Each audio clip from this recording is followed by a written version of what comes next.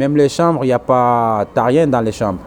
On reste des fois une semaine sans trouver un client dans les chambres. C'est trop compliqué. Trop compliqué et le mot n'est pas de trop. Ces témoignages en disent long sur les conséquences de la pandémie sur le secteur touristique. En Casamance, l'économie du secteur est à terre.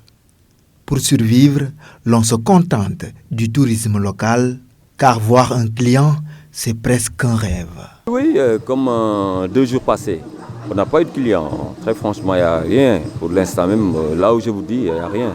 À part que les jeunes que vous voyez comme ça, qui viennent souvent pour venir se divertir au niveau de la piscine. À part ça, et puis là, on est même obligé de rechuter les prix pour pouvoir au moins récupérer quelques sous, pour pouvoir au moins compenser. Et ce n'est même pas le tiers de notre budget. Même pas le tiers. Et pourtant, il faudra faire avec.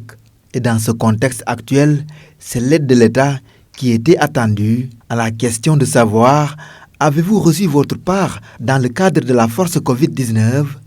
Voici leur réponse. Non, on n'a rien reçu. On n'a jamais rien entendu parler, personne ne nous a jamais rien dit. On n'a jamais rien reçu. Ça, je le garantis, on n'a rien reçu. Ils disent aux gens qu'ils vont faire de l'aide partout, mais on voit pratiquement rien. Hein. Non. Ce maître d'hôtel, lui, par contre, reconnaît que son établissement a perçu une partie, mais cela a servi juste à réfectionner une petite partie de l'hôtel. Oui, la première partie a été reçue. C'est ça même qui a permis au boss de réinvestir encore ses projets. Mais vous avez bien vu, hein, vous avez bien vu la réflexion qu'il est en train de mener. Vraiment, il est en chantier, mais actuellement, il est bloqué partout. Il est bloqué. Ça, il faut nous le dire, c'est très difficile. Le secteur est à genoux. Situation oblige.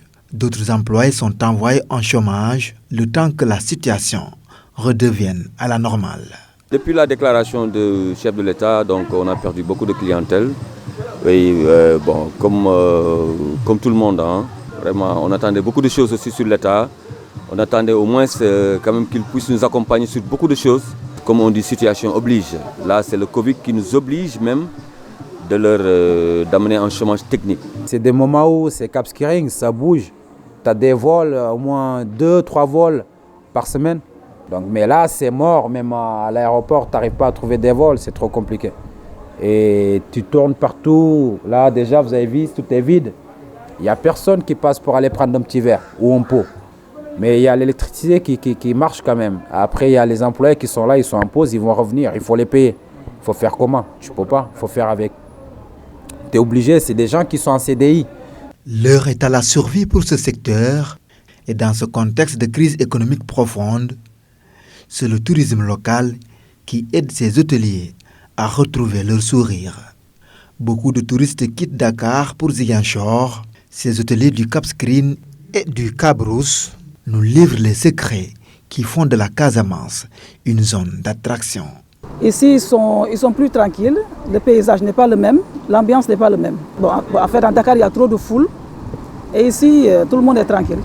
À Ziguinchor, le secteur touristique va mal, mais l'espoir est encore permis, car l'endroit demeure toujours attrayant pour les innombrables touristes.